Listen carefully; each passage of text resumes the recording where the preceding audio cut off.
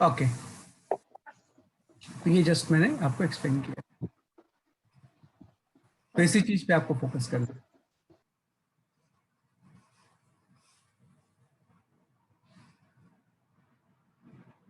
है ना। तो सरफेस टेंशन में फर्दर हम आगे बढ़ते हैं। तो जो नेक्स्ट चीज हम सरफेस टेंशन में पढ़ते हैं, we study about the contact angle, है ना, कि we study about the contact angle,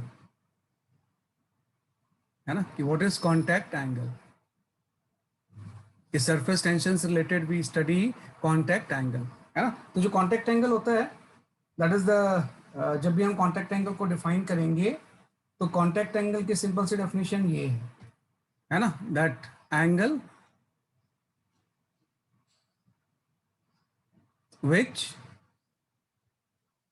tangent to liquid surface, tangent to liquid surface, right, makes with tangent to solid surface, tangent to solid surface, है ना, inside the liquid, inside the liquid। ये आपका होता है कि contact angle होता है angle which tangent to the liquid surface makes with tangent to the solid surface inside the liquid, है ना, कि दोनों के टेंजेंट के बीच में जो एंगल होता है उसी को हम कॉन्टैक्ट एंगल बोलते हैं। तो कॉन्टैक्ट एंगल का मतलब सिंपल सा ये है कि सपोज करो ये कोई सॉलिड सरफेस है ना, कि इस तरह से आपने कोई सॉलिड सरफेस ले लिया और यहाँ पे कोई लिक्विड है, तो आपने देखा होगा लिक्विड इस तरह से कर्व हो जाता है, तो ये कर्व सरफेस टेंशन की वजह से ही होता है। यहाँ पे जब लिक्विड हम फिट करेंगे, ये तो आपका लिक्विड है और ये सॉलिड है, कि जब भी लिक्विड और सॉलिड कांटेक्ट में आएंगे तो जहां पे कांटेक्ट पॉइंट होंगे inside the liquid, at contact point भी लिख देना आप इसमें, at point of contact, point of contact, कि जहां पे पॉइंट ऑफ कांटेक्ट है उस पॉइंट की हम बात कर रहे हैं कि इस पॉइंट ऑफ कांटेक्ट पे अगर हम लिक्विड सरफेस के ऊपर एक टेंजेंट ड्रॉ करें, है ना, और एक सॉलिड पर टेंजेंट ड्रॉ करें, सॉलिड पर टेंजेंट इनसाइड द लिक्विड करना है, लिक्विड के बाहर नहीं, है ना, तो लिक्विड के अंदर इस तरह से कर दें, है ना, कि दो टेंजेंट आपने इस तरह से ड्रॉ कर दिए, तो ये जो एंगल होगा इन दोनों के बीच का, this is known as a contact angle. तो इसमें जो थीटा होगा, this is your contact angle, है ना, ये जो एंगल होगा ये क्या हो जाएगा, इसलिए आपका कॉन्टैक्ट एंगल हो जाएगा, है ना। अब जो ये कॉन्टैक्ट एंगल बनने का जो रीजन है, that is the adhesive and cohesive force. Contact angle का जो मेन कंसेप्ट है that is the adhesive, F A हम बोलते हैं एडहेसिव फोर्स। एडहेसिव फोर्स के बारे में हम जानते हैं, है ना, कि adhesive force is the force between the different molecules, solid and liquid के बीच में। एंड एक होता है F C is the cohesive force, cohesive force. तो cohesive force between the liquid and liquid, है ना, तो एडहेसिव का मतलब हो जाएगा लिक्विड एंड सॉलिड के बीच में, और कोहेसिव का मतलब हो जाएगा विद इन द लिक्विड, है ना। तो इसकी वजह से ये कॉन्टैक्ट एंगल बनता है F C and F A की वजह से, है ना। तो एक्चुअली में होता क्या है कि जब ये कांटेक्ट में आते हैं तो ये सॉलिड इसके ऊपर कुछ एडिसिव फोर्स लगाता है ना, कि इस तरह से क्या बनता है बेसिकली आपका कुछ एडिसिव फोर्स एफ ए, और ये जो लिक्विड है, ये लिक्विड भी इसके ऊपर कुछ कोहेसिव फोर्स लगाता है ना। ये मैं यहाँ पे इसको शो नहीं कर रहा हूँ, किसी दूसरी जगह पे शो करता हूँ कि भाई आपने यहाँ पे ऐसा ले लिया, है ना, कि इसमें कुछ केसेस होंगे। पहला केस होगा इफ लिक्विड वेट सॉलिड, कि अगर लिक्विड सॉलिड को वेट करता है तो उस केस में adhesive forces more than cohesive force, है ना, कि अगर लिक्विड सॉलिड को वेट कर रहा है, मतलब लिक्विड अगर सॉलिड से चिपक जा रहा है जाके, तो एडिसिव फोर्स ज्यादा होगा as compared to the solid force.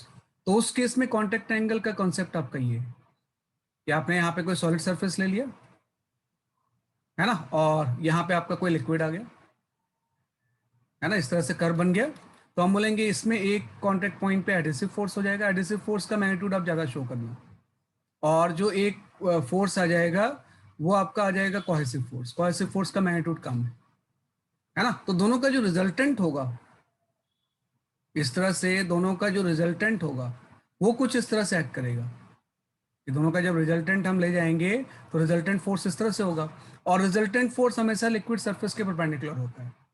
ये सिंपल से हम बोलेंगे resultant force, right, is perpendicular to liquid surface, है ना, कि लिक्विड का जो फ्री सरफेस होगा उसका रिजल्टेंट फोर्स क्या हो जाएगा, परपेंडिकुलर होगा। हमेशा ऐसा होता है, इसलिए तो टैंक में ये जो लिक्विड है वो हॉरिजॉन्टल होता है ऐसे, because resultant force is perpendicular, है ना, कि रिजल्टेंट फोर्स जो होगा वो क्या हो जाएगा, इसलिए आपका परपेंडिकुलर हो जाएगा। कुछ नहीं है, देखो सॉलिड ये है, सॉलिड की तरफ एक एडिसिव फोर्स आ गया, लिक्विड लिक्विड को भी अट्रैक्ट करेगा, तो लिक्विड की तरफ एक कोहेसिव फोर्स आ गया। इन दोनों का जब parallelogram law of vector addition से रिजल्टेंट निकालेंगे तो रिजल्टेंट फोर्स हमेशा लिक्विड सरफेस के परपेंडिकुलर होना चाहिए, इसलिए कर्व हो जाता है। यहाँ पे कर्व होने का रीजन ये है ना, कि रिजल्टेंट फोर्स फ्लूइड सरफेस के हमेशा क्या होगा, परपेंडिकुलर होगा। जैसे कि लिक्विड इस तरह से इस टैंक में हॉरिजॉन्टल क्यों है ना, क्योंकि इसमें सिर्फ वेट लगता है, तो वेट के परपेंडिकुलर हो जाता है। तो लिक्विड के हमेशा जो सॉलिड सरफेस के क्या होगा, जो नेट फोर्स होगा,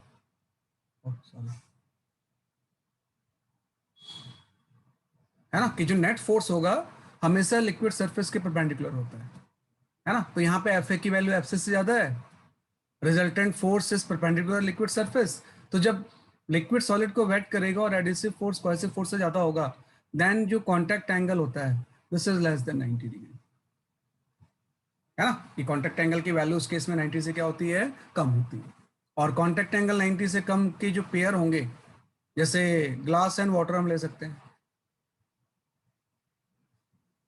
है ना, कि भाई ये ग्लास है और ये चीज वाटर है, तो ग्लास एंड वाटर के बीच का कांटेक्ट एंगल बहुत कम होता है, ऑलमोस्ट 8 डिग्री होता है ना, कि ग्लास एंड वाटर के कॉम्बिनेशन का जो कांटेक्ट एंगल होता है वो क्या होता है, बेसिकली आपका 8 डिग्री होता है ना। लेकिन कभी भी अगर इस तरह से कुछ नहीं दिया हुआ है, if it is not given कि कांटेक्ट एंगल कितना है, तो कांटेक्ट एंगल हम 0 ले लेते हैं। कई बार हम बोलते हैं कि ग्लास एंड क्लीन वाटर, है ना, कि ग्लास एंड क्लीन वाटर के बीच का जो कांटेक्ट एंगल होगा ऑलमोस्ट 0 डिग्री होता है ना, बहुत छोटा एंगल होता है, तो ऑलमोस्ट उसको 0 ले लेते हैं हम इसमें, है ना। तो पहला केस आ गया कि अगर लिक्विड सॉलिड को वेट कर रहा है तो ऐसा होगा, और इस केस में कांटेक्ट एंगल की वैल्यू लेस देन 90 डिग्री हो जाएगी, है ना। तो ये आप लिख लो पहले।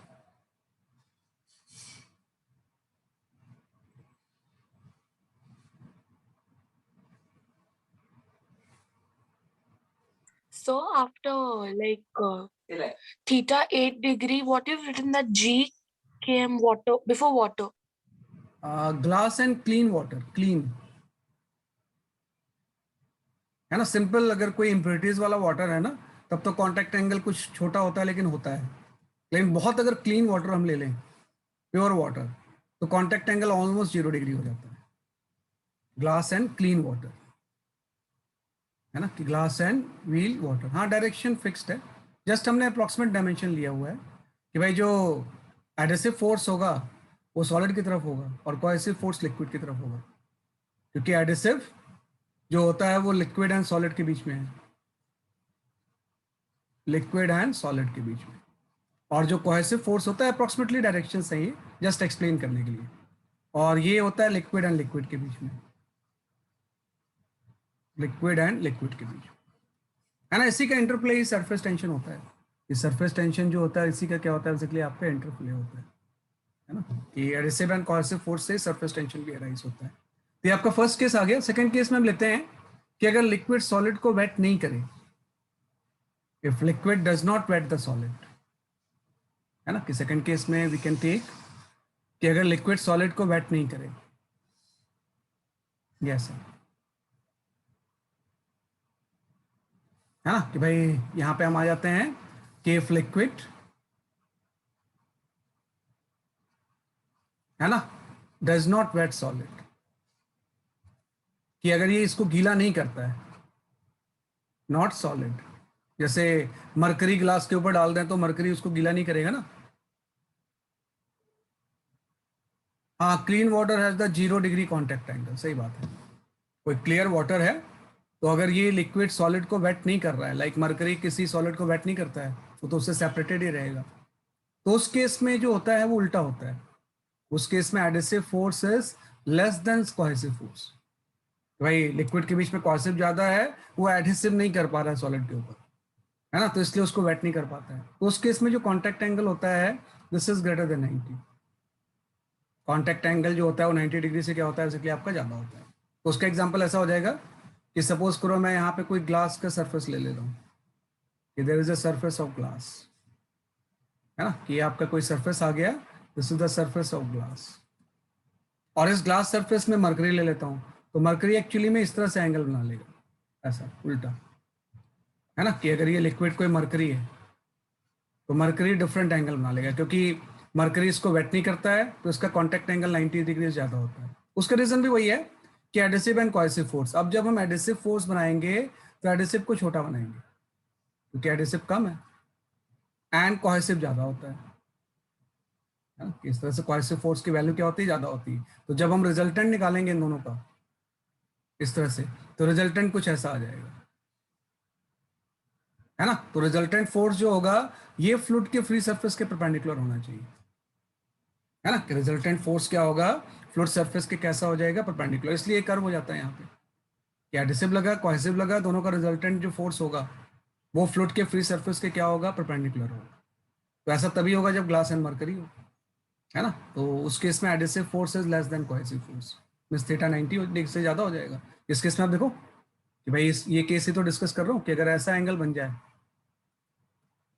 है ना, तो आप जब यहाँ पे टेंजेंट ड्रॉ करोगे, tangent to the liquid surface, जो डेफिनेशन है कॉन्टैक्ट एंगल की, tangent to the liquid surface and tangent to the solid surface, ये दो टेंजेंट बन गए, तो ये एंगल जो होगा थीटा, यही तो कॉन्टैक्ट एंगल होगा, है ना। इस केस में जो दोनों का टेंजेंट के बीच का एंगल होता है this is the contact angle, contact angle, है ना। तो जो ग्लास एंड मरकरी के बीच का कॉन्टैक्ट एंगल होता है ऑलमोस्ट 136 डिग्री होता है। ग्लास एंड मरकरी के बीच का जो कॉन्टैक्ट एंगल होगा दैट इज 136 डिग्री, है ना। एक पेयर जो होता है उसका कॉन्टैक्ट एंगल 90 डिग्री भी होता है, like silver and water, silver and water, इस केस में कॉन्टैक्ट एंगल की वैल्यू 90 डिग्री होती है ना। सिल्वर एंड वाटर ये एक ऐसा पेयर है जिसमें कि कॉन्टैक्ट एंगल की वैल्यू 90 डिग्री होती है। अदरवाइज या तो कॉन्टैक्ट एंगल 90 से कम होगा या 90 से ज्यादा होगा, है ना, कि अदरवाइज 90 डिग्री से कम होगा या उससे ज्यादा होगा। तो हमेशा आपके न्यूमेरिकल्स में कॉन्टैक्ट एंगल इज गिवन, है ना, इन numerical contact angle is given, theta is given, कि आपको दिया होता है कि इन दोनों पेयर के बीच में कॉन्टैक्ट एंगल कितना है। If not then taken as zero, take it as zero, है ना, कि अगर नहीं दिया हुआ है तो उसको हम क्या ले सकते हैं, बेसिकली आपका जीरो ले सकते हैं, है ना, कि कॉन्टैक्ट एंगल दिया होता है, अगर नहीं दिया हुआ है तो उसको आप 0 डिग्री ले, है ना। तो इस तरह से हम कर सकते हैं।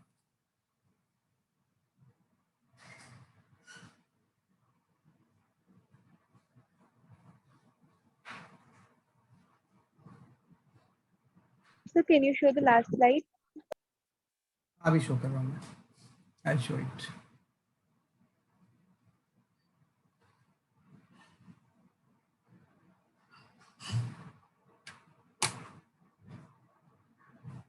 ये डाटा थोड़ा सा याद रखना, नीट के लिए डाटा कई बार इंपॉर्टेंट होता है, फैक्चुअल चीजें। हाँ, हमेशा परपेंडिकुलर होता है बेटा, हमेशा हमेशा हमेशा फ्लूइड सरफेस के परपेंडिकुलर होता है। जैसे आप फ्लूइड मैकेनिक्स में पढ़ते थे ना ऐसे, कि अगर ये टैंक एक्सलेट होगा तो ये सरफेस ऐसा हो जाएगा, है ना। तो उसमें भी तो ये था कि एक वेट लग रहा है, एक सूडो फोर्स लगता था, तो दोनों का रिजल्टेंट जो था वो परपेंडिकुलर होता था ऐसे। ऑलवेज जो नेट फोर्स होता है फ्लूइड के फ्री सरफेस के परपेंडिकुलर होता है, because fluid can not withstand tangential force, tangential force fluid का सरफेस विथस्टैंड नहीं कर सकता है ना, कि फ्लूइड की प्रॉपर्टी होती है कि टेंजेंशियल फोर्स को विथस्टैंड नहीं कर सकता है, तो हमेशा परपेंडिकुलर होता है ऑलवेज। ये आपका गैस है ना। तो ये हमने जस्ट कॉन्टैक्ट एंगल की बात की, है ना, कि इस तरह से हम कॉन्टैक्ट एंगल को डिस्कस करेंगे। अगर किसी न्यूमेरिकल में कॉन्टैक्ट एंगल नहीं मेंशन कर रहा है तो टेक इट एज इज 0,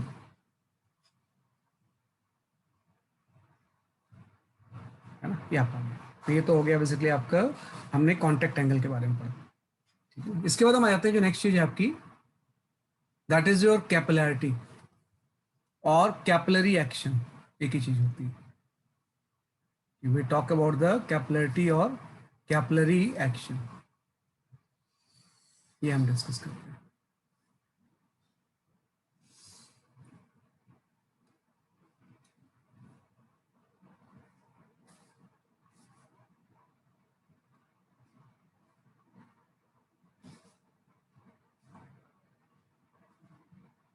जल्दी लिख लो बेटा।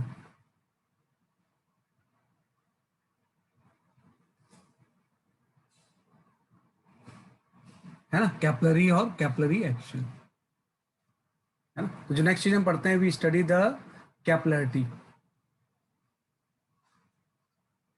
है ना, कि कैपिलरिटी बेसिकली क्या होती है। तो कैपिलरिटी होती है राइज और fall of liquid, fall of liquid, है ना, इन नैरो कैपिलरी ट्यूब, इन नैरो ट्यूब।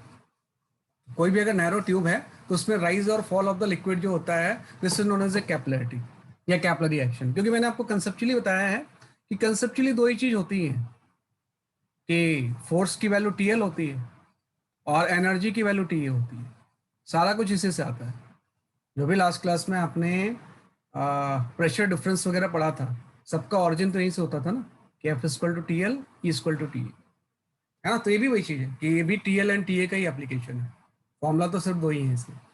तो कैपिलरिटी जो होती है राइज और fall of liquid in narrow tube, कि नैरो ट्यूब में जो राइज एंड फॉल होता है, this is known as a capillarity, है ना। किसी को हम क्या बोलते हैं, इसलिए आपका we call it as a capillarity, है ना। क्योंकि आपको पता है कि इस तरह से अगर कोई भी लिक्विड है ना, कि हम जानते हैं कि इस तरह से अगर कोई लिक्विड है, इसको अगर आप किसी वाटर में डिप करो तो ये राइज होता है ऐसे, है ना। तो इसी को हम कैपिलरी बोलते हैं। इस तरह से अगर कोई नैरो ट्यूब है, थोड़ा बड़ा बना रहा हूँ, अदरवाइज नैरो ट्यूब होता है ऐसे, तो इसमें लिक्विड ऐसे राइज होता है ना। और इस तरह से इसी को कैपिलरी एक्शन या कैपिलरिटी हम बोलते हैं। क्यों राइज होता है आप समझ जाओगे अभी आप, है ना। इस तरह से क्या होगा, बेसिकली आपका राइज होता है। तो ऊपर में इस तरह से जो कर्व बनता है ना, this is known as a meniscus. ये जो कर्व शेप का बन रहा है, this is your spherical meniscus, spherical meniscus, है ना, कि भाई ये मेनिस्कस होता है। और ये जितने हाइट से राइज होता है, इसी को हम बोलते हैं कैपिलरी राइज। ये जो एच होता है, this is known as a capillary rise, है ना, कैपिलरी राइज, है ना। तो यहाँ पे मैंने अभी लिया है कि जो ये ट्यूब है वो ग्लास की है, कैपिलरी ग्लास की है, और यहाँ पे वाटर है ना। अगर मैं मरकरी ले लूंगा तो फॉल भी हो सकता है, ये राइस की बजाय मरकरी और ग्लास ले ले तो ये नीचे जाएगा, इसलिए मैंने राइज और फॉल दोनों लिखा है। राइज और fall of the liquid in a narrow tube is known as a capillarity या कैपिलरी एक्शन, है ना। तो अब यहाँ पे आपको एक थोड़ा सा डेरिवेशन करना होता है, that is the formula for capillary rise. भाई कैपिलरी राइज होगा ही कितना, है ना। और आपके पास फॉर्मूला सिर्फ दो ही होते हैं, T L and T A, सारी चीजें इसी से आती हैं, है ना। तो एक्चुअली में क्या होता है कि ये राइज सरफेस टेंशन की वजह से जो फोर्स होता है उसकी वजह से होता है ना। कि जो कैपिलरी राइज होता है, this is due to surface tension force, surface tension force, है ना। कि जो कैपिलरी राइज होगा किसकी वजह से होगा, due to surface tension force, है ना। कि एक्चुअली में क्या होता है कि इक्विलिब्रियम मेंटेन करने के लिए ऐसा होता है। दो तरीके हैं इसके। पहला मैं अप्रोच लिख रहा हूं सबसे पहले, स्फेरिकल मिनिस्कस, बेटा meniscus, this is your meniscus, है ना। कि this is your spherical meniscus, है ना, this is known as a spherical meniscus. ये जो शेप बनता है ना, कि मिनिस्कस बोलते हैं हम इसे। कि ऊपर में जो कर्व बन गया है we call it as a meniscus. तो capillary rise due to surface tension force होता है ना। तो यहाँ पे अगर मैं इक्विलिब्रियम की कंडीशन बात करूँ तो मैंने बोला इस तरह से आपका कोई ट्यूब है ना, कि कोई नैरो ट्यूब है, थोड़ा सा हम वाइड बनाते हैं इसे क्लैरिटी के लिए, और यहाँ पे कोई स्फेरिकल मेनिस्कस फॉर्म हो गया, ऐसे कर्व बन गया है ना, कि यहाँ पे क्या बन गया बेसिकली आपका एक स्फेरिकल मेनिस्कस, और ये लिक्विड राइज हो गया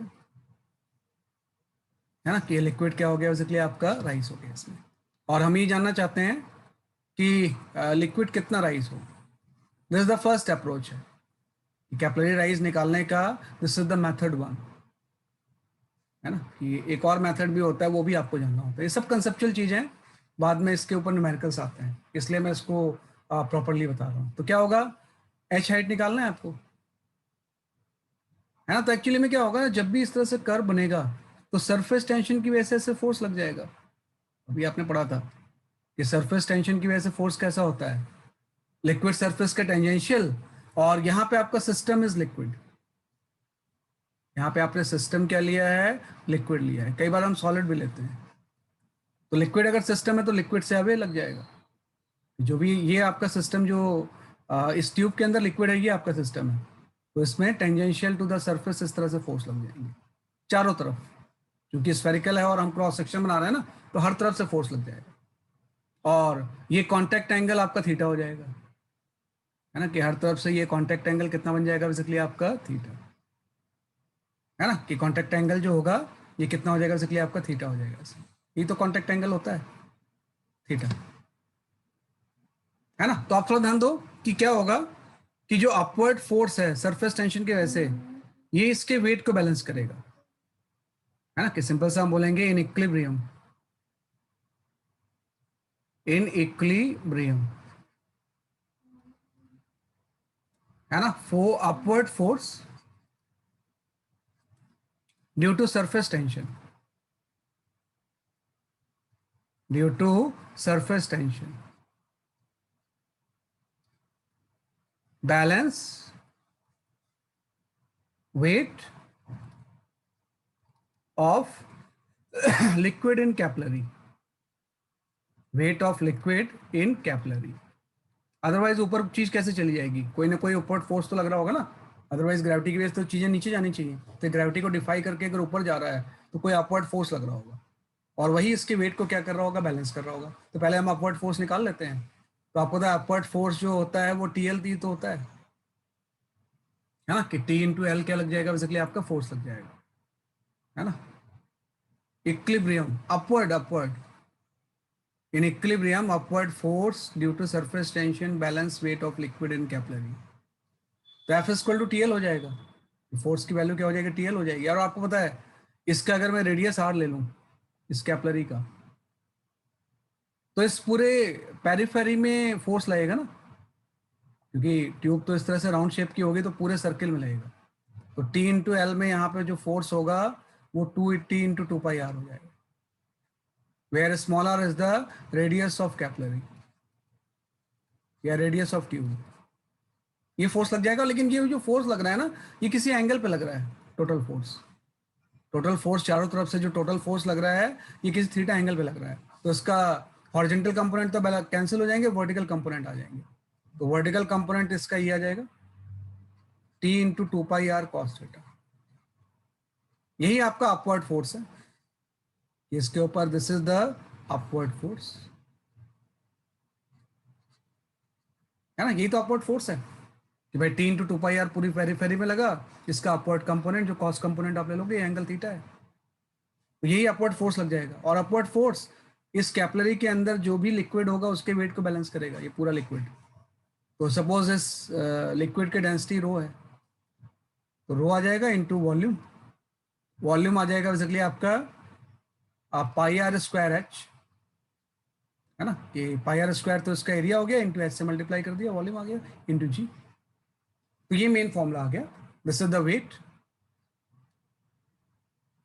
ये क्या आ गया बेसिकली आपका वेट ऑफ लिक्विड है ना। तो ये होता है कि अपवर्ड फोर्स जो सरफेस टेंशन की वजह से है, ये जो कॉलम बना हुआ है जिसमें राइज हुआ है उसके वेट को क्या करता है बेसिकली आपका बैलेंस करता है।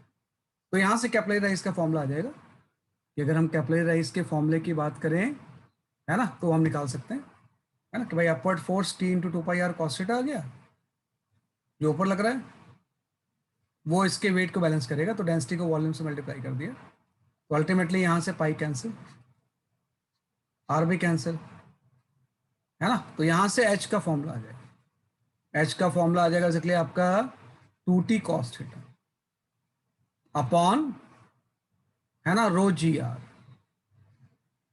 अपॉन रो जी आर। तो ये कैपिलरी राइज का फॉर्मूला आ गया जो कि आपको चाहिए था। This is the formula for capillary rise. तो ये आपका आ गया 2t cos theta upon rho जी आर आ गया, है ना। तो ये मेन फॉर्मूला होता है, इसी को हम बोलते हैं फॉर्मूला फॉर कैपिलरी राइज, जो कि जस्ट इक्विलिब्रियम की कंडीशन है। सारा इक्विलिब्रियम ही था, जो प्रेशर डिफरेंस भी आप निकालते थे कि pressure difference 2t by are होगा, ये भी तो इक्विलिब्रियम ही था, इक्विलिब्रियम से मेंटेन करके ही लाते थे कि अगर ये इक्विलिब्रियम में है तो इसके अकॉर्डिंग इतना कैपिलरी राइज होना चाहिए। तो ये तो मेथड 1 हो गया, है ना, जिसको कि हम इस तरह से लिखते हैं ये फ्लप से।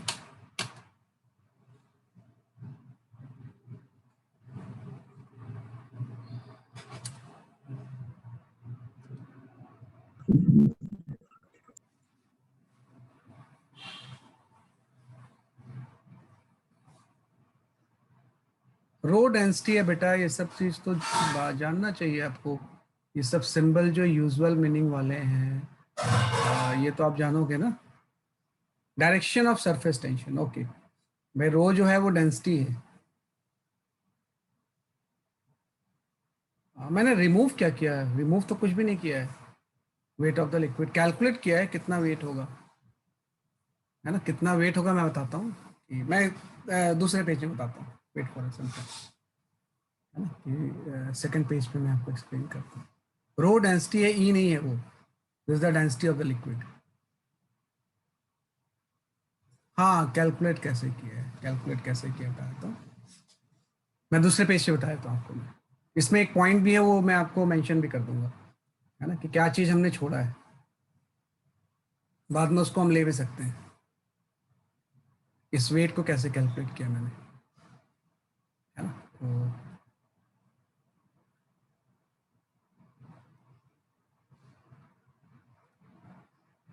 स्फेरिकल तो होगा ना बेटा, डायरेक्शन बताता हूँ, डायरेक्शन नहीं बताता हूँ मैं।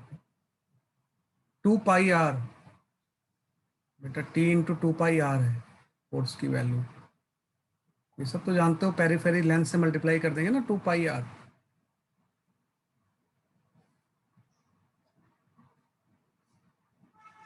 है ना। तो मैं इसको थोड़ा सा और एक डायग्राम से एक्सप्लेन करता हूँ, उसमें एक पॉइंट है वो भी मेंशन करेंगे, है ना। स्फेरिकल मिनिस्कस, यार एक बार में सुनते नहीं हो आप लोग, स्फेरिकल मिनिस्कस,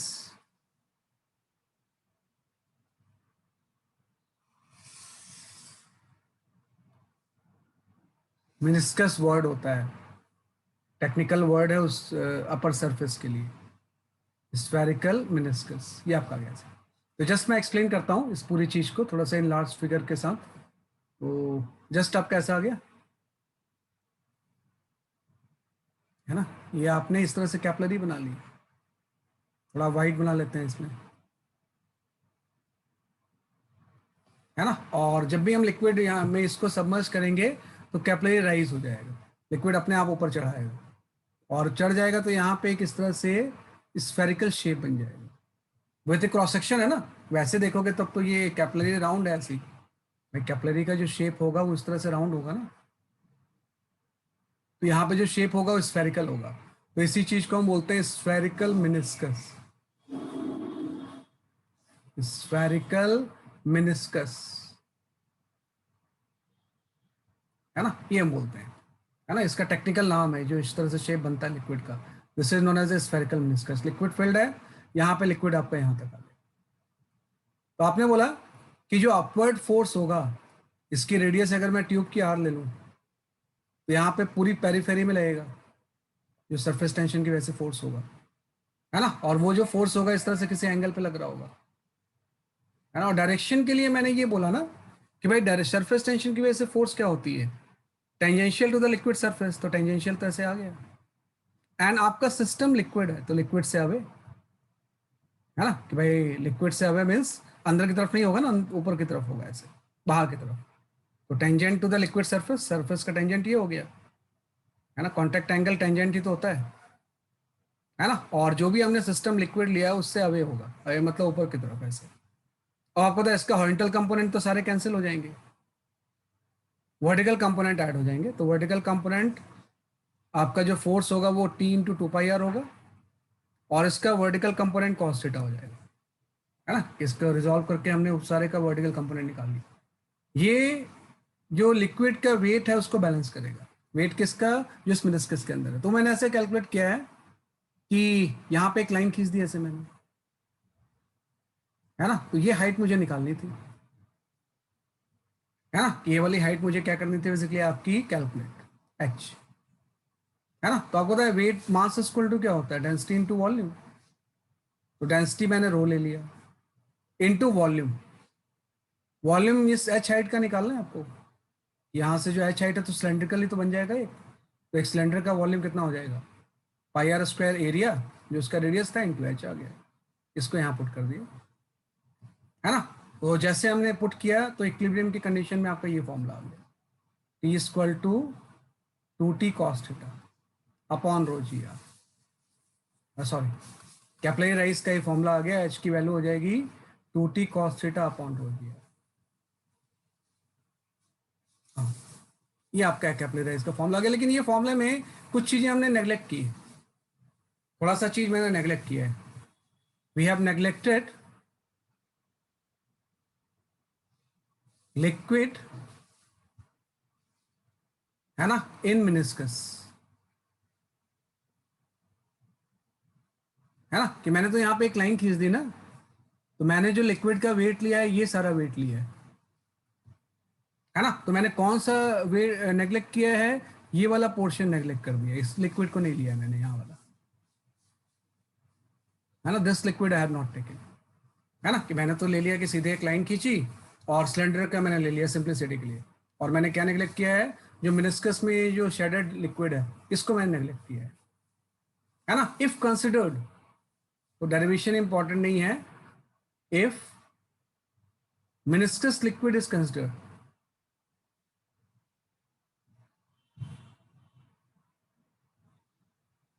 फॉर्मूले में रोजीएच आएगा, रोजीएच कहाँ से आ जाएगा बेटा, एच ही तो निकाल रहे हैं हम, तो रोजीएच कहाँ से आ जाएगा भाई। मास की वैल्यू मैंने यहाँ से पुट कर दिया, एच ही तो हम कैलकुलेट कर रहे हैं, रोजीएच कहाँ से आ जाएगा उसमें, है ना। तो if meniscus liquid is considered, meniscus, है ना, लिक्विड इज टेकन, है ना। तो थोड़ा सा मॉडिफिकेशन हो जाता है, वैसे उसको आप ज़्यादा ध्यान मत देना क्योंकि बहुत कम यूज़ होगा। कभी डायरेक्ट क्वेश्चन आ जाएगा तो कर सकते हैं, अदरवाइज यूज़ नहीं होगा भाई। रोजी आर तो ऐसे ही रहता है, इससे r/3 माइनस हो जाता है ना। कि अगर लिक्विड का मिनिस्कस का लिक्विड हम कंसिडर करें तो ये चीज़ आ जाएगी, है ना। अदरवाइज तो यही मेन फॉर्मूला है कैप्लरी राइज का, है ना। तो ये आपका अगर उस शेडेड वाले लिक्विड को भी हम लेना चाहें तो एक r/3 माइनस हो जाएगा फॉर्मूला,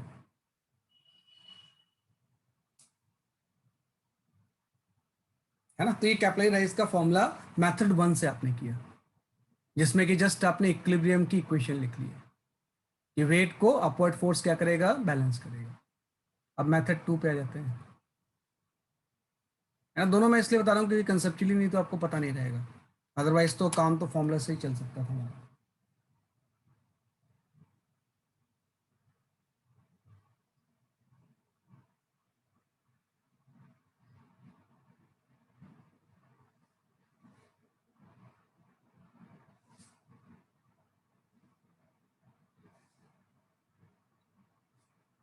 है ना। मेथड 2 में आते हैं। मेथड 2 जो है ना, ये जस्ट प्रेशर इक्वेशन मेथड होता है।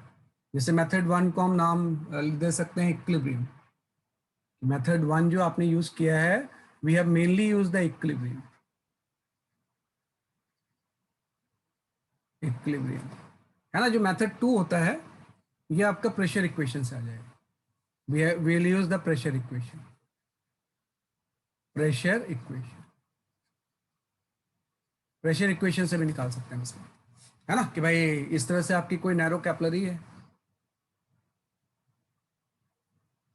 ना, कि इस तरह से हम स्ट्रेट ले लेते हैं, या जस्ट आपकी कोई कैपिलरी आ गई,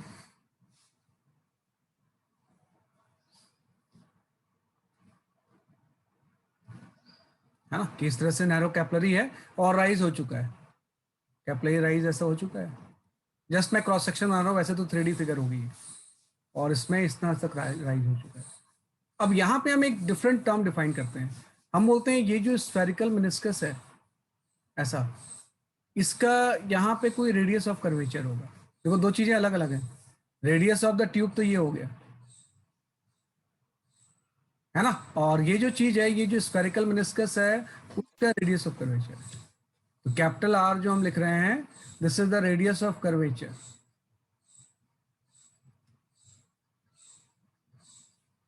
कर्वेचर ऑफ मेनिस्कस, है ना, कि जो मेनिस्कस बनेगा उसका रेडियस ऑफ कर्वेचर है, और स्मॉल आर जो रेडियस ऑफ द ट्यूब है, दोनों में रिलेशन होता है, जो मैं बताऊंगा उससे, है ना। तो ये radius of the curvature of the meniscus. सब मैं प्रेशर इक्वेशन लिखता हूँ, यहाँ का प्रेशर तो एटमॉस्फेरिक होगा ना, लेकिन जैसे मैं इससे अंदर जाऊंगा पॉइंट जस्ट इनसाइड, है ना, कि पहले प्रेशर तो एटमॉस्फेरिक था, प्रेशर की वैल्यू डिक्रीज हो जाएगी क्योंकि हम कॉनकेव से कॉन्वेक्स में जा रहे हैं, कॉनकेव से कॉन्वेक्स में जा रहे हैं, तो प्रेशर में की वैल्यू डिक्रीज होके 2T बाई कैपिटल आर हो जाएगा। आपने पढ़ा था उसमें कि स्फेरिकल में pressure difference 2T by are का होता है ना, कि भाई कॉनकेव टू कॉन्वेक्स में जा रहे हैं, भाई अपर सरफेस कॉनकेव है ऊपर वाला, नीचे वाला कॉन्वेक्स है ना, कि भाई इस तरह से कोई चीज ऐसे बनेगी, तो जैसे सर कोई भी स्फेयर है ना, तो अंदर वाले को मैं कॉनकेव बोल रहा हूँ, बाहर वाले को कॉन्वेक्स बोल रहा हूँ, है ना, जस्ट ये चीज है। तो पी नॉट से जैसे हम अंदर जाएंगे तो प्रेशर की वैल्यू डिक्रीज हो गई, फिर हम एस से नीचे जाएंगे। अब ये फर्क आ गया कि जो सिंपल फ्लूइड मैकेनिक्स आप पढ़ते थे ना, उसमें ये चीज नहीं पढ़ते थे, क्योंकि उसमें सब सरफेस हम फ्लैट लेते थे, तो फ्लैट में कोई प्रेशर डिफरेंस नहीं होता है, लेकिन कर्व होगा तो जस्ट इसके बाहर वाला पॉइंट और जस्ट इसके अंदर वाले पॉइंट में डिफरेंस होता है प्रेशर का। यही तो आपने लास्ट क्लास में पढ़ा था, और वो प्रेशर डिफरेंस सिंगल सरफेस के लिए 2T बाई आर होता है।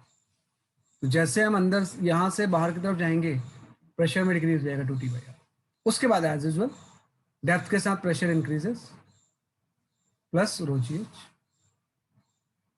है ना, डेप्थ के साथ प्रेशर बढ़ता है। अब आप फिर ध्यान दो, अब हम यहाँ पहुंच गए कि डेप्थ के साथ प्रेशर की वैल्यू क्या हो जाएगी, जैसे कि आपकी फिल्म के लिए 40 बाई आर होगा, बिल्कुल सही है, लेकिन यहाँ तो सिंगल सरफेस है। अब यहाँ पे हम आ गए, यहाँ का प्रेशर हम जानते हैं कितना होगा। आप देखो सेम लेवल पे प्रेशर की वैल्यू तो सेम ही होती है ना, तो ये चीज एटमॉस्फेरिक और एक्सपोज्ड है, तो यहाँ का प्रेशर एटमॉस्फेरिक होगा, तो यहाँ का भी एटमॉस्फेरिक होगा, और इसके लेवल पे यहाँ का प्रेशर भी कितना हो जाएगा, एटमॉस्फेरिक ही हो जाएगा, तो इक्वल टू पी नॉट आ गया। तो इसी को हम बोलते हैं प्रेशर इक्वेशन, है ना, कि this is simply known as a pressure equation, है ना, यही प्रेशर इक्वेशन होता है। ये इस तरह से जो इक्वेशन लिखते हैं we call it as a pressure equation. तो यहाँ से P naught cancel, capillary rise की वैल्यू आ गई, है ना, तो ये आपका आ गया 2T by rho ji are, है ना। अब आप ध्यान रखना कि दोनों फॉर्मूले आपको लगेंगे अलग है, कि पहले मैंने बोला कि 2T cos theta by rho ji R, लेकिन वो कैपिटल आर और स्मॉल आर का डिफरेंस है।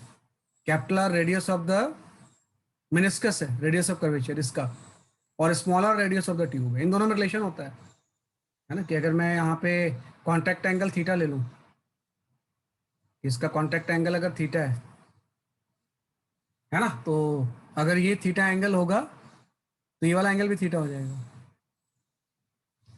है ना। तो इस यहाँ पे हम लिख सकते हैं कि जो स्मॉल आर होगा वो कैपिटल आर कॉस थीटा के इक्वल होगा, मतलब स्मॉल आर की value capital R cos theta के इक्वल हो जाएगी, है ना। तो यहाँ कैपिटल आर की वैल्यू, अगर मैं कैपिटल आर की वैल्यू इस एक्सप्रेशन में पुट कर दूं तो सेम यही चीज आ जाएगी, है ना। तो दोनों में फॉर्मूला आप यूज कर सकते हो, 2T by rho G into capital R radius of curvature हो जाएगा, 2T cos theta by rho G into small R इसमें रेडियस ऑफ ट्यूब हो जाएगा, this is the radius of tube, है ना। और ये दोनों कभी कभी इक्वल भी हो सकते हैं when contact angle is 0 degree.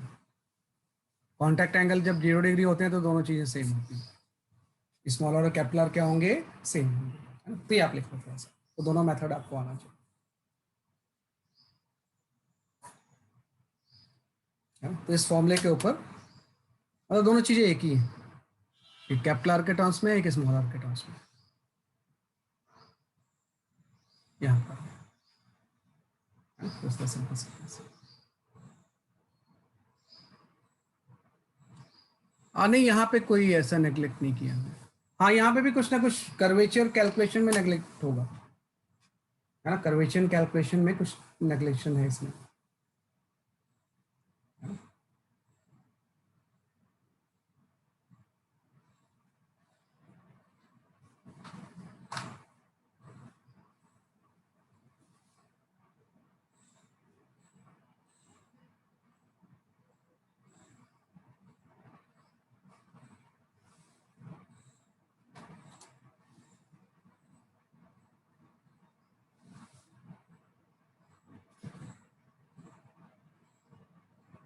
Okay, let everybody write this slide.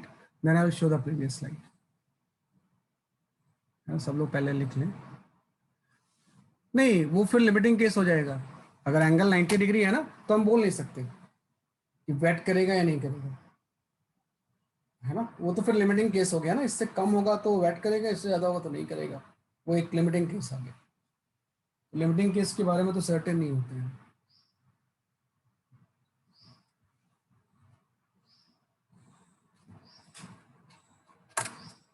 है ना। I show the previous slide.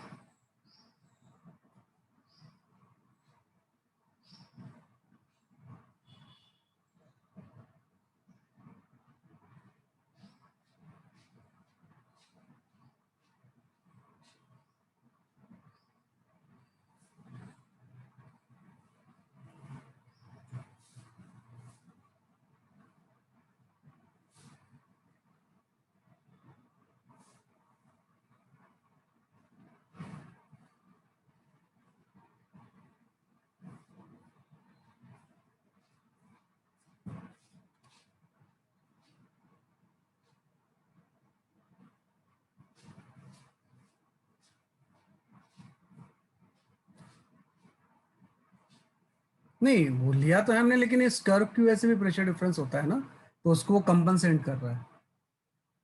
आप समझ लो कि ये कर्व की वजह से जो प्रेशर डिफरेंस क्रिएट होता है ना, वो रोजीएच को कंपनसेट कर रहा है ना। इन दोनों को माइनस करके फिर से पी नॉट बना दे रहा है वहाँ पे, है ना। अगर कर्व नहीं होता फिर तो रोजीएच होता वहाँ पे, है ना। वो कर्व वाला प्रेशर डिफरेंस जो डिक्रीज हो रहा है, वो उस रोजीएच को बैलेंस कर दे रहा है ना। वैसे तो अब तक जो आप पढ़ते थे फ्लूइड मैकेनिक्स में, उसमें कभी भी हम कर्व नहीं बनाते थे, इसलिए फ्लैट बनाते थे। कोई फ्लैट सरफेस होता है तो अंदर और बाहर में कोई प्रेशर डिफरेंस नहीं होता है, क्योंकि जब हम प्रेशर डिफरेंस लिखेंगे तो 2T/R लिखेंगे, और फ्लैट सरफेस का R इनफाइनाइट होता है, प्रेशर डिफरेंस 0 हो जाएगा। तो फ्लैट सरफेस में प्रेशर डिफरेंस नहीं होता है ना। अगर फ्लैट सरफेस होता फिर तो यहाँ पे प्रेशर रोजिएच होता, तो इस तरह से फिर तो राइज भी नहीं होता इस तरह से। अगर ये सरफेस फ्लैट होता तो अपवर्ड फोर्स कुछ होता ही नहीं ना, इट विल नॉट राइज।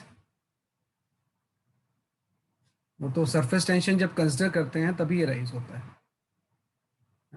तो इसी फॉर्मूले को अब हम थोड़ा सा कुछ एक दो पॉइंट डिस्कस करने होते हैं रिगार्डिंग कैपिलरी राइज, तो वो मैं पॉइंट डिस्कस कर लेता हूँ कैपिलरी राइज के रिगार्डिंग।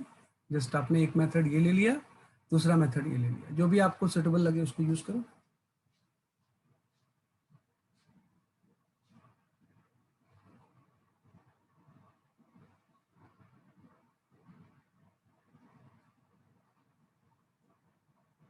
है ना, कि जो भी आपको सुटेबल लगता है उसको हम क्या करेंगे, यूज करेंगे। हाँ, किसी केस में थीटा अगर 0 हो तो ऐसा हो सकता है, मैंने लिखा था थीटा अगर 0 होगा तो स्मॉलर और कैपिलर। नहीं, इसमें थीटा 0 नहीं होता है, इस केस में थीटा 90 डिग्री हुआ ना। अगर मैं टेंजेंट एक यहाँ पे ऐसे ड्रॉ करूँ और एक टेंजेंट में ऐसे ड्रॉ करूँ, तो दिस एंगल इज 90 डिग्री, है ना। 0 डिग्री में तो कैपिलरी राइज होता है ना। अगर ऐसा फ्लैट सरफेस है तो कॉन्टैक्ट एंगल 90 डिग्री होता है, 0 नहीं होता है ना। कॉन्टैक्ट एंगल अगर 90 डिग्री ले लोगे तो यहाँ पे कॉस थीटा का एक्सप्रेशन आया तो है, तो कैपिलरी राइज की वैल्यू 0 हो जाएगी, है ना। ये आपका है। चल इसके बाद हम आते हैं, इसी के कुछ डिस्कशन पॉइंट्स हैं कैपिलरी राइज के रिगार्डिंग। एक दो पॉइंट हैं जो कि आपको जानना होता है।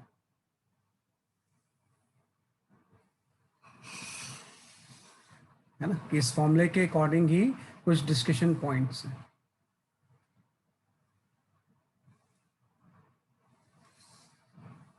वो हम डिस्कस, तो जो फर्स्ट डिस्कशन पॉइंट होता है वो थीटा की वैल्यू को लेके होता है।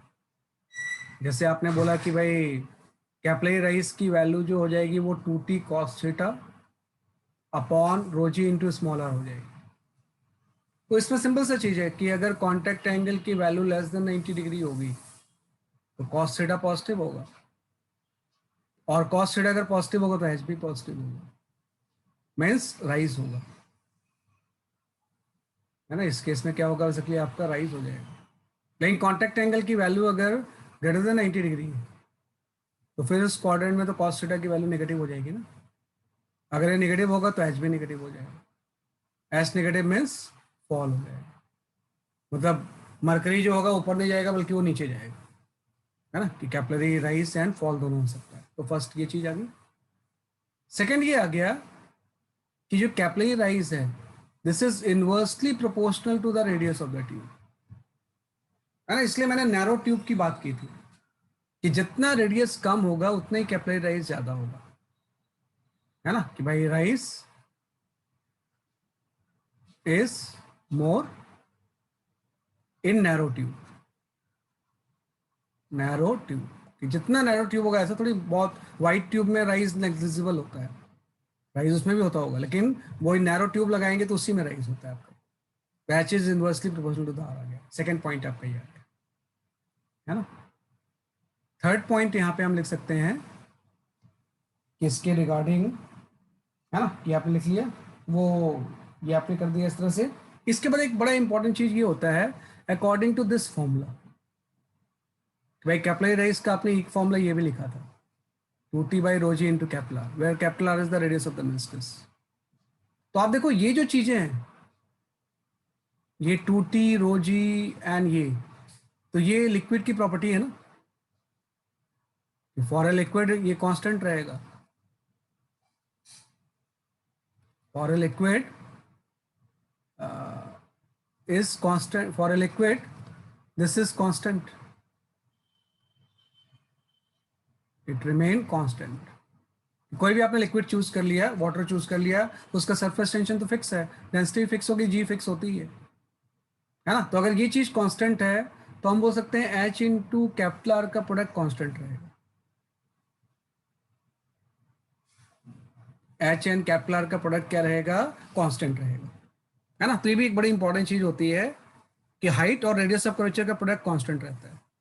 तो आपसे बोला जाता है, जैसे मैंने बोला कि कोई आपका इस तरह से कैपिलरी ट्यूब है ना, कि कोई इस तरह से कैपिलरी ट्यूब है, इसमें इसको आपने वाटर में डिप किया या लिक्विड में डिप किया, तो इसमें हाइट कुछ एच हो सकता है ना, कि ऐसे ये एच हो गया हाइट,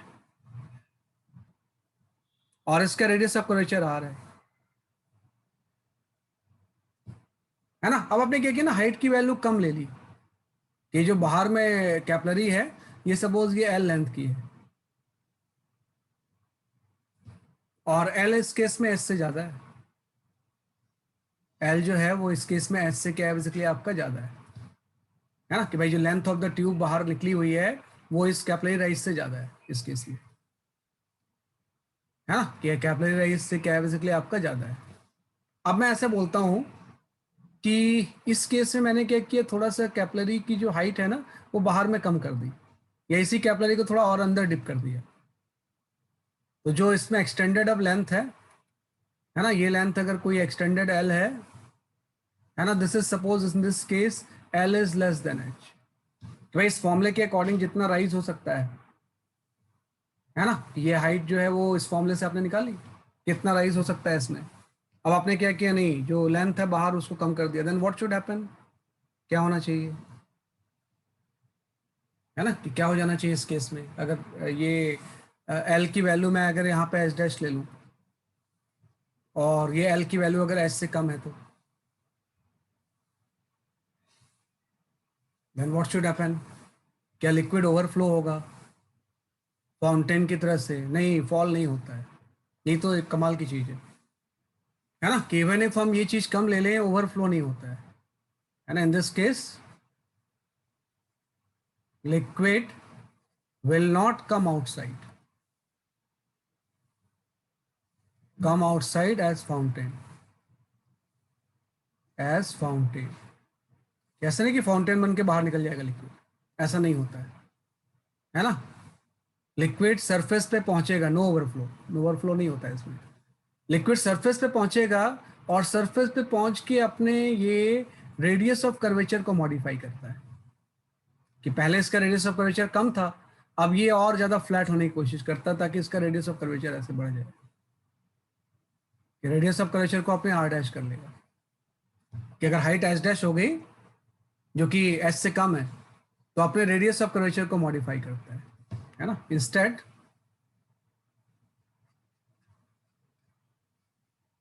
है ना, radius of curvature increases, radius of curvature increases, है ना, क्योंकि एच आर कॉन्स्टेंट रहेगा ना इन दिस केस, तो हम बोलेंगे अगर हाइट एच थी तो रेडियस आर था, अब हाइट अगर कम हो गई एच डैश तो रेडियस आर डैश हो जाएगी, है ना, तो यहाँ से अगर एच की value greater than H dash है तो R dash is greater than R हो जाएगा, है ना, तो एच और आर का प्रोडक्ट कांस्टेंट रहता है तो बाहर निकलेगा ऐसे और सरफेस पे ही अपने रेडियस को बड़ा करने की कोशिश करेगा, है ना, तो ये इसके ऊपर भी कई बार क्वेश्चन आते हैं कि H R equal to H dash R dash, तो ये इंपॉर्टेंट पॉइंट है कि लिक्विड फाउंटेन की तरह बाहर नहीं निकलेगा बल्कि सरफेस पे आगे उसका सरफेस फ्लैट होने की कोशिश करेगा, है ना, तो ये बड़ी इंपॉर्टेंट चीज होती है, this is the third point, है ना, तो ये लिखना थोड़ा सा, एक दो पॉइंट और भी हैं तो that I will discuss.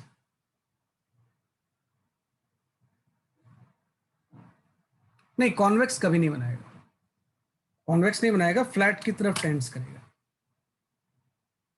Convex तो नहीं बनाएगा ना, फ्लैट की तरफ टेंड्स करेगा।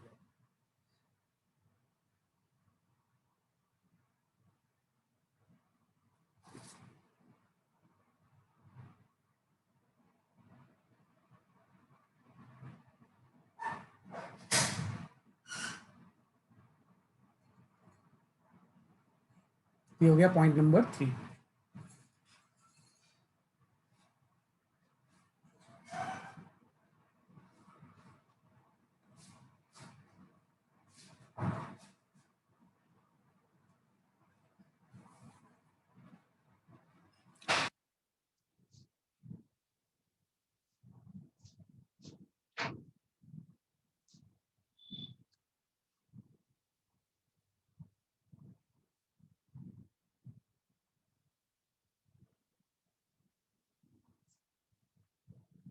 ठीक है, ये आपका गैस था, इसके बाद हम आते हैं जो नेक्स्ट चीज है, एक पॉइंट नंबर आपका 4 जो है वो लास्ट है ना, पॉइंट नंबर 4 कर लेते हैं डिस्कस।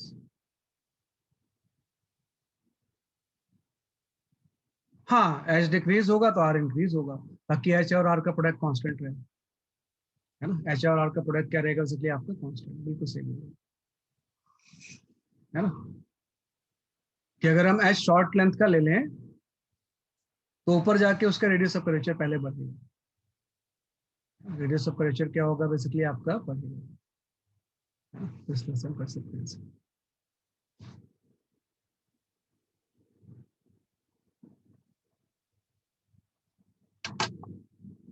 है ना?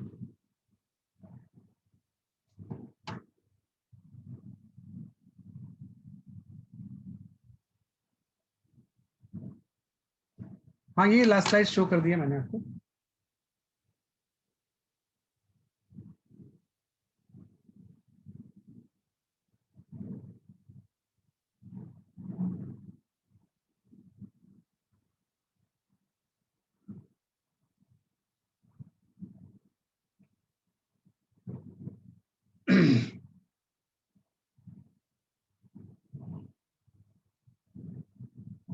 ठीक है, ये आपका गैस स्ट्रेस है। तो ये जस्ट हमने इसको डिफाइन किया है ना, ये आपका गया। इसके बाद एक पॉइंट नंबर एक आ जाता है लास्ट, इसके ऊपर भी कई बार आपके ऊपर डायरेक्ट क्वेश्चंस आते हैं। Point number 4, force required to separate two glass plate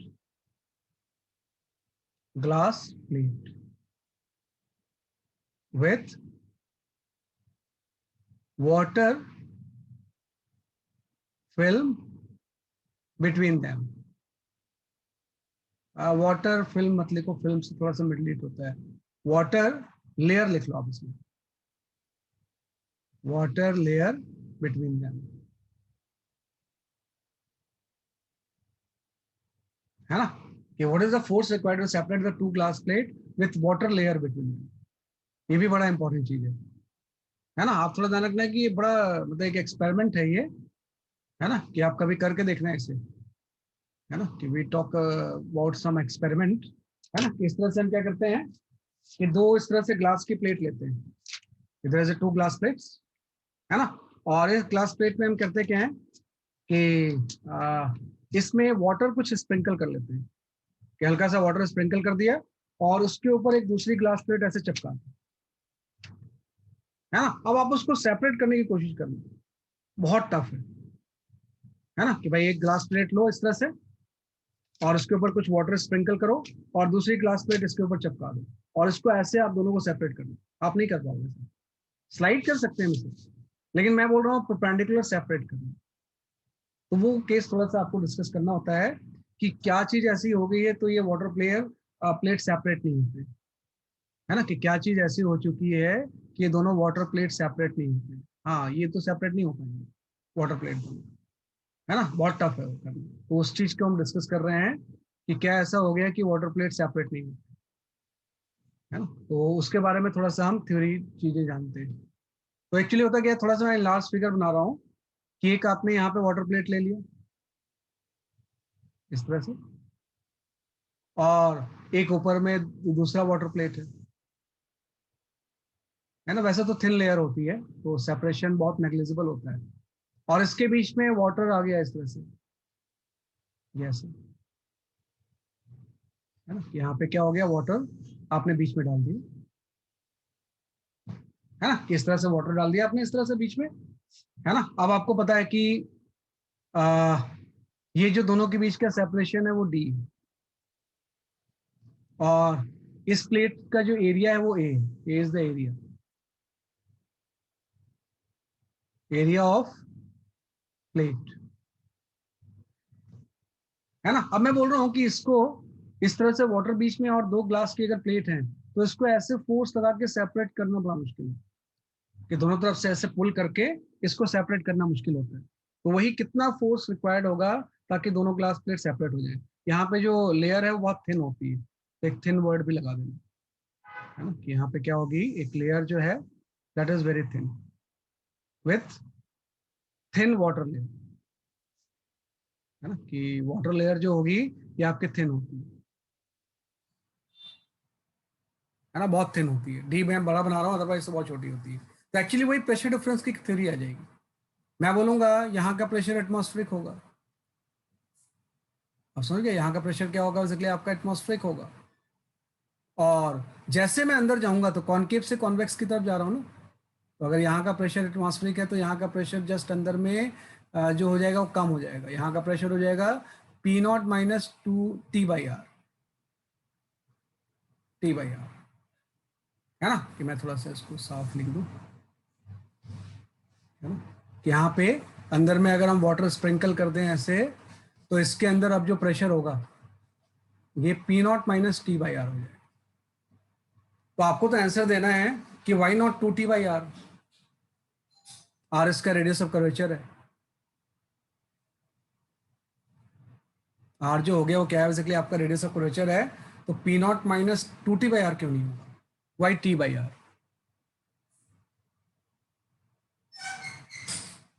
है ना, कि T/R क्यों होगा प्रेशर अंदर में इसके, भाई कॉन्केव से कॉन्वेक्स में जाएंगे तो डिक्रीज होगा, तो वाई नॉट 2t/r। t/r क्यों ले लिया मैंने?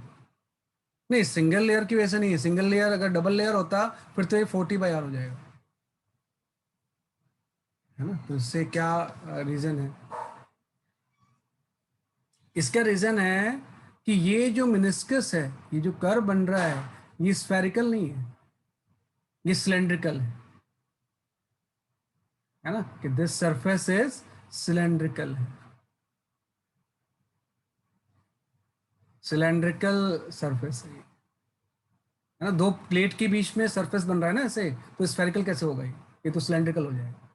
और सिलेंड्रिकल सरफेस के लिए लास्ट क्लास में मैंने बताया था आपको कि सिलेंड्रिकल सरफेस के लिए जो प्रेशर डिफरेंस होता है वो 2t/r नहीं होता है, बल्कि t/r होता है। स्फेरिकल के लिए वो जो होता है वो प्रेशर डिफरेंस जो होता है वो 2t/r। तो इसलिए सिलेंड्रिकल सरफेस है, इसलिए हम t/r ले रहे हैं, है ना। तो t/r ले लेंगे। तो वही मैंने इसलिए वो डिफरेंट डिफरेंट शेप बनाए थे कि r हो गया और इस तरह से आपने ले लिया, है ना, कि r हो गया और इस तरह से आपने क्या कर दिया, बेसिकली इसको डिफाइन कर दिया। तो आप देखो कि ये P0 है, P0 माइनस t/r आ गया। अब यहाँ का प्रेशर तो एटमॉस्फेरिक प्रेशर ही होगा ना, यहाँ भी एटमॉस्फेरिक होगा। तो अंदर का प्रेशर कम है, बाहर का ज़्यादा है, तो एक प्रेशर डिफरेंस की वजह से फोर्स अंदर आ जाएगा ना, कि बाहर प्रेशर डिफरेंस की वजह से दोनों साइड से फोर्स लगेगा, क्योंकि बाहर प्रेशर ज़्यादा है एटमॉस्फेरिक है, अंदर में कम है। वही इसको पकड़ के रखता है। जैसे आप ज्वाइन करते हो ना, तो ये जो प्रेशर डिफरेंस की वजह से फोर्स है, इसको आपस में चिपका के रखता है। कोई ग्लू जैसी चीज़ नहीं होती, एडहेसिव नहीं होता है, बल्कि प्रेशर डिफरेंस की वजह से फोर्स होता है। अब अगर आपको इसको सेपरेट करना है तो एक उल्टी डायरेक्शन में फोर्स लगाना पड़ेगा, तभी तो सेपरेट कर पाओगे। तो वही आपको निकालना होता है कि फोर्स कितना लगाएंगे। तो एफ इज इक्वल टू आपका आ जाएगा ये pressure difference t/r into area, है ना। ये तो आ जाएगा, कितना फोर्स लगाएंगे दोनों सेपरेट हो जाएगा। बेटा थोड़ा सा 3D फिगर सोच के देखो, सिलेंड्रिकल आपका आ जाएगा, है ना, कि इस तरह से प्लेट है ना ऐसा। थोड़ा 3D फिगर बना के देखोगे ना ऐसे, विल गेट टू नो, है ना, कि थोड़ा सा 3D फिगर बनाना पड़ेगा ऐसे, तो यहाँ पे जो शेप होगा वो ऐसे बन जाएगा, है ना। तो ये चीज वही सिलेंडर का ही तो पार्ट हो गया ना, है ना। 3D फिगर बनाओगे तो समझ में आएगा आपको। ये चीज किसकी पार्ट हो गई? बेसिकली आपके सिलेंडर की पार्ट हो गई। पार्ट ऑफ सिलेंड्रिकल होता है, पूरा सिलेंडर नहीं होता है ना। तो मतलब ये जो चीज बनेगी वो स्फेरिकल नहीं बनेगी, वो सिलेंड्रिकल बन जाएगी। जब इस तरह से हम ट्यूब में लेते थे तो यहाँ पे इस तरह से स्फेरिकल बनता था, दिस इज स्फेरिकल, है ना, कि ये सरफेस कैसा बनता था बेसिकली आपका स्फेरिकल। लेकिन इस तरह से प्लेट के बीच में कैसा हो जाएगा? सिलेंड्रिकल हो जाएगा। फोर्स देखो भाई, ये P0 है, P0 माइनस t/r है, तो प्रेशर डिफरेंस कितना हो जाएगा भाई? फोर्स इक्वल टू आप लिखोगे प्रेशर डिफरेंस इनटू एरिया। इस एरिया पे तो लग रहा है प्लेट, और प्रेशर डिफरेंस की वैल्यू अभी आपने बोला है कि सिलेंड्रिकल सरफेस में t/r होगी, तो t/r इंटू ए हो जाएगा, है ना। तो this much force required to separate this two glass plates, that is ta/r। अब प्रॉब्लम है इसमें, r तो रेडियस ऑफ कर्वेचर है ना, तो इसको सेपरेशन से रिलेट करेंगे। तो मैं ऐसा ले लूंगा कि let contact angle is 0 degree. तो अगर कॉन्टैक्ट एंगल 0 डिग्री होगा ना, तो जो d होगा वो r/2 के इक्वल हो जाएगा,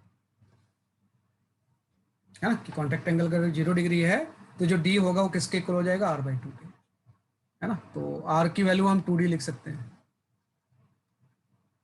ट्वाइस ऑफ d। तो यहाँ से फोर्स रिक्वायर्ड का अल्टीमेट फॉर्मूला ये आ गया 2, है ना, सॉरी यहाँ से, हाँ सॉरी गलत लिख दिया मैंने, d इक्वल टू जो 2r हो जाएगा, 2r हो जाएगा, तो r इक्वल टू जो होगा वो d/2 हो जाएगा। तो r की वैल्यू 2ta/d आ जाएगा, ये फॉर्मूला। तो this is required to separate the two glass plates, है ना। T is the surface tension, A is the area, D is the separation between the plate. और ये सेपरेशन कितना कम होता है आप सोचो, आपने चिपका दिया दोनों को, तो जितना ज्यादा D कम होगा उतने ही ज्यादा फोर्स ज्यादा लगेगा सेपरेट करने में, है ना। D आपका जो होता है वो मिलीमीटर से भी कम होगा, तो जो फोर्स रिक्वायर्ड होगा इट्स वेरी लार्ज, है ना। तो यहाँ कर सकते हैं ऐसे। तो ये भी एक इंपॉर्टेंट फॉर्मूला है। है ना, तो इस तरह से कर सकते हैं। So the force required for spherical one is 2ta by d, right?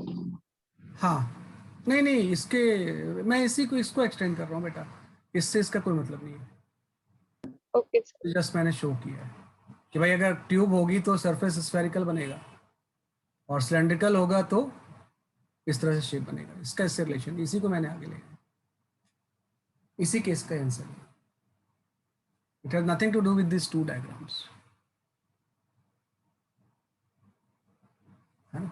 यहाँ पर एक्चुअली जब थीटा 0 डिग्री होता है ना, तो ये ऑलमोस्ट ऐसा बन जाता है, हेमिस्फेयर बन जाता है।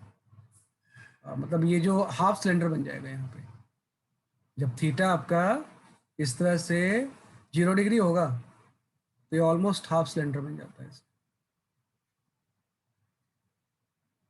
और अगर हाफ सिलेंडर बन जाएगा तो इसकी ये रेडियस हो जाएगी, और ये सेपरेशन आपने बोला है डी है, तो डी की वैल्यू 2r के इक्वल हो जाएगी। अदरवाइज हाफ से कम सिलेंडर भी बन सकता है ना। अगर theta is equal to 0 degree होगा ना, तो यहाँ पे ये हेमिस्फेयर बन जाएगा,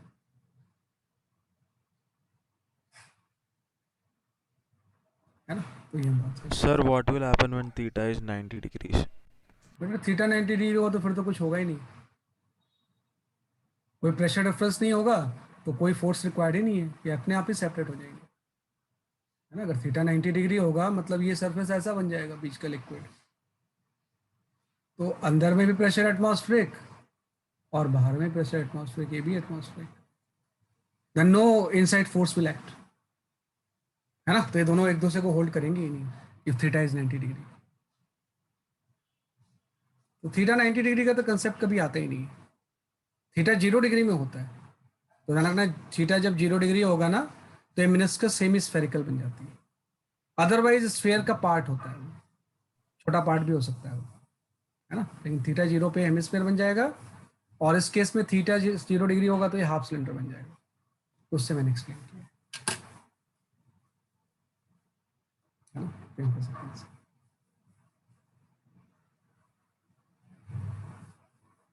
है ना।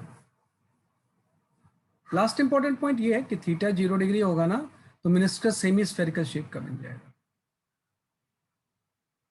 है ना। और डी जितना कम होगा फोर्स उतना ज्यादा होगा, है ना। डी जितना कम होगा वो उतना ज्यादा होगा। Will this value will be the same for all material? नहीं नहीं, टी चेंज होगा ना बेटा,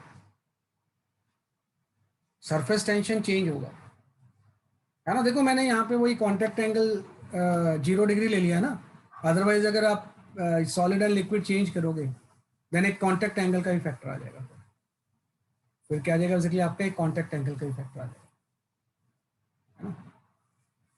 फिर तो हम ये रिलेशन ले लेंगे ना, आप थोड़ा ध्यान रखना कि अगर मैं थीटा 0 डिग्री नहीं लूँ फिर भी तो डी और उसमें आर में रिलेशन आ सकता है ना, स्मॉल आर की value capital R cos theta हो जाएगी, है ना। और स्मॉल आर की वैल्यू आप 2d ले लो, स्मॉल आर यहाँ पे यही तो हो जाएगा, ये वाला, है ना। स्मॉल आर की वैल्यू हम ले सकते हैं 2d equal to capital R cos theta हो जाएगा, है ना। तो यहाँ पे जब रिप्लेस करेंगे तो कॉस वाला टर्म भी आ जाएगा, है ना। तो it will depend on the material also. चलो मैं इसको मॉडिफाई करके वो भी फॉर्मूला लिख देता हूँ कि if will not take the theta 0 degree, वैसे तो 0 डिग्री वाला ही आता है, लेकिन वो भी मैं बता देता हूँ आपको मैं, कि अगर हम 0 डिग्री नहीं लेंगे तो क्या होगा, कोई चीटा एंगल ले लेंगे कॉन्टेक्ट, तो क्या ले लेंगे हम इसमें, ऊपर में 2ta cos थीटा आ जाएगा, बस बता देता हूँ मैं आपको, है ना। मैं दूसरे पेज में बताता हूँ, इसमें मैच हो जाएगा, है ना।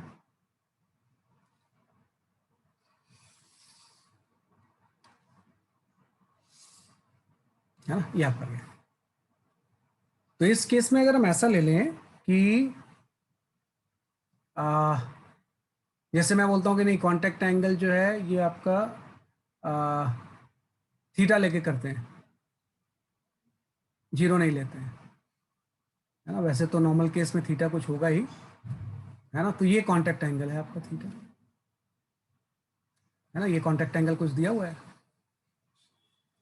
है ना। और ऑब्वियस सी बात है कि कॉन्टैक्ट एंगल अगर थीटा है तो ये सेपरेशन तो आप बोल रहे हो डी है, ये अगर मैं ले लूँ d/2 हो जाएगा और ये आपका r हो जाएगा, रेडियस ऑफ कर्वेचर, है ना। तो जो दोनों में रिलेशन होगा यहाँ पे r cos theta equal to d/2 हो जाएगा, है ना। तो यहाँ से r की वैल्यू d/2 cos थीटा हो जाएगी।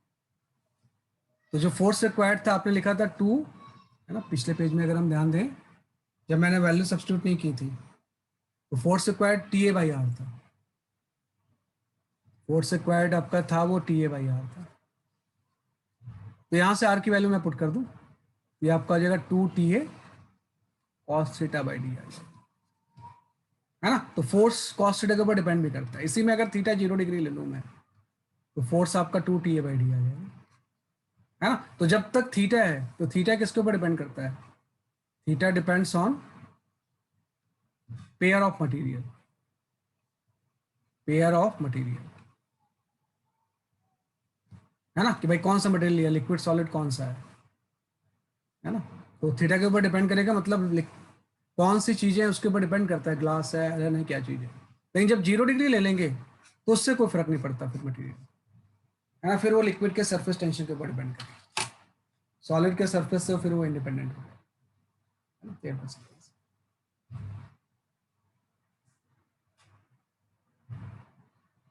है ना। तो ये हम कर सकते हैं इस तरह से।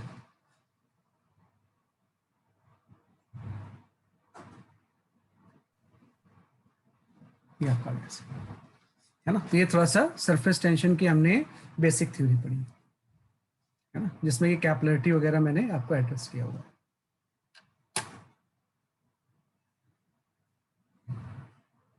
है ना। तो दिस वी कैन सॉल्व।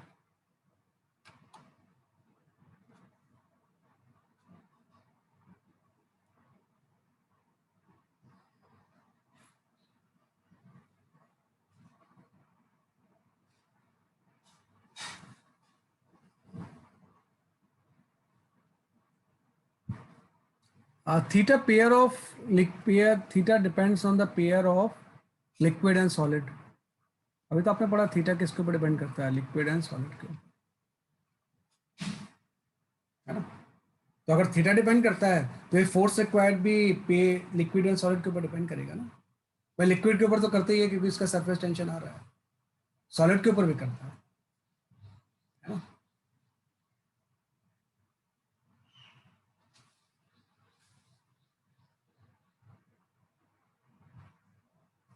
ये आपका जाएगा इस तरह से, है ना। तो हम इसको इस तरह से सॉल्व करते हैं।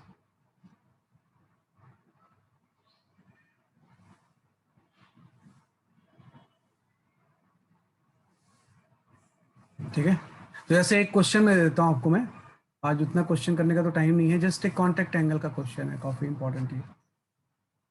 जैसे मैंने ऐसा बोला आपसे, जस्ट कंसेप्चुअल क्वेश्चन है ये, कि एक आपका इस तरह से स्फीयर है ना, ये आपका कोई स्फीयर है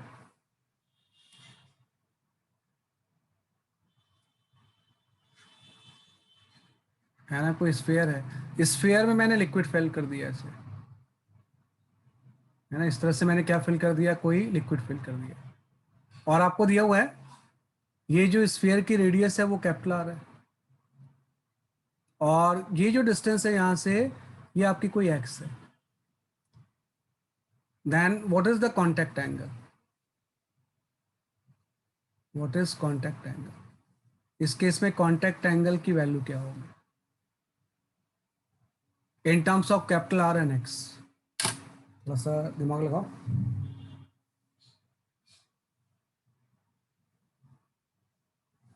या लिक्विड की हाइट दी हुई है आपको, है ना, वैसे तो बात एक ही है, यहाँ पे एक्स नहीं दिया हुआ है बल्कि लिक्विड की आपको हाइट दी हुई है, इसके अंदर जो लिक्विड है उसकी हाइट एच है। Then what is the contact angle,